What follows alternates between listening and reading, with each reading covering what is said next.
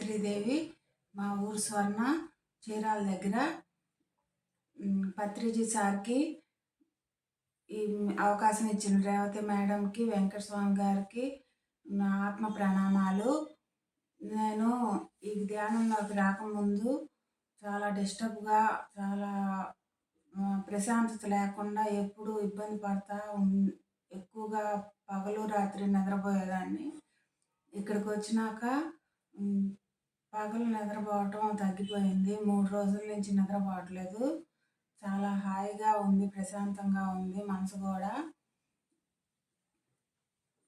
అసలు మీకు ధ్యాన పరిచయం ఎలా జరిగిందమ్మా? ధ్యానం గురించి ఎలా తెలిసింది అసలు మీకు? మా అక్కయ్య గారి ద్వారా వచ్చాను.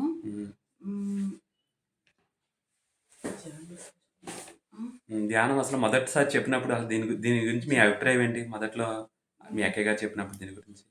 నాకు ధ్యానం అంతకు ముందు కూడా టచ్ ఉంది. మధ్యలో కొన్నాళ్ళు 15 సంవత్సరాలు మానేశాను. కానీ మళ్ళీ ధ్యానంలోకి వచ్చాను డిస్టర్బ్‌గా ఉన్నానని. అందువల్ల చాలా డిస్టర్బ్‌గా ఉన్నదాన్ని చాలా వరకు ఇప్పుడు ప్రశాంతంగా వచ్చాను. నాకు అదే చాలా హ్యాపీగా ఉంది ఇక్కడికొచ్చినందుకు. ఆ ప్రశాంతతని జీవితాంతం కొనసాగించాలని నా ఆకాంక్ష. ఎక్కువగా సాధన చేయాలనేది నేను అనుకుంటున్నాను. మరి కుదురుతుందో లేదో. తప్పకుండా కుదురుతుందమ్మా. తప్పకుండా కుదురుతుంది. అలాగే మీరు ధ్యానం చేస్తున్నప్పుడు మీకు ఏదైనా అనుభవాలు వస్తే మాతో షేర్ చేసుకోండమ్మా.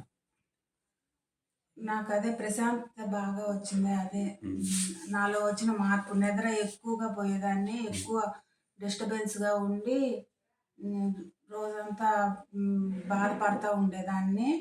ఆ బాధ అంతా తీరిపోయి ప్రశాంతంగా ఉంది. ఓకే. మీ స్వర్ణ గ్రామంలో ఎటువంటి ప్రచారంలో మీరు పార్టిసిపేట్ చేస్తున్నారు? మీ వంతుగా ఎటువంటి కార్యక్రమాలు నిర్వహిస్తున్నారు? మా స్వర్ణ గ్రామంలో ఎటువంటి ప్రచారాలు అయ్యేమి లేవు. ఒక 15 ఏళ్ల క్రితం కంటే ఇంకా ముందు ఒక 40 రోజులు పిరమిడ్ ధ్యానం జరిగింది.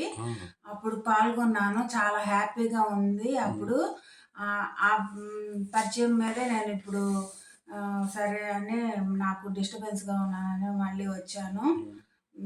అప్పుడు బాగా మంచి అనుభూతులు, చాలా ప్రశాంతత ఉండే. నేను డిగ్రీ చదువుకోవాలని కోరుకున్న కోరిక నెరవేరింది అప్పుడు. అందువల్ల నాకు దీనిలోకి రావాలని మళ్ళీ వచ్చాను. అది మీకు ముందు నుంచి కూడా చాలా 15 సంవత్సరాల క్రితమే మీ ధ్యాన పరిచయం జరిగింది. మీరు అనుకున్న కోరిక నెరవేరింది. మరి ఎందుకమ్మా మధ్యలో అలా అంటే ఏ కారణాల వల్ల మానేశారు? అది మా మ్యారేజ్ అయ్యి ఇంకా మానేశాను. సో మీ శాకాహారికి ఎప్పుడు మారారు? ఏ విధంగా? శాకాహారినే. నేను పుట్టుక నుంచి శాకాహారినే. ఓకే. అందువల్ల నాకు శాకాహారం కిందే ఉన్నాను. నాకు ఇబ్బంది ఏం లేదు. సో మీరు శాకాహార ర్యాలీలో పార్టిసిపేట్ చేయడం కానీ, ధ్యాన మహాయజ్ఞంలో పార్టిసిపేట్ చేయడం అని జరిగిందా? ఉంటే మీ అనుభవాలు చెప్పండి. కూడా వెళ్ళాము. మా పత్రిజీ సార్ వచ్చారు మా ఊరు. ఒకరోజు ఉండి స్పీచ్ ఇచ్చారు. అప్పుడు కోలాటం వేసాము. ఆ టీంలో నేను కూడా ఉన్నాను. తర్వాత ట్రెక్కింగ్‌కి కర్నూలు, ఇంకా కొన్ని ఊళ్ళు మహానంది అలా తీసుకెళ్లారు. ఎవరితో కలిసి వెళ్ళారు? పత్రి సార్‌తోట? విడిగా బస్సు తీసుకెళ్లారు.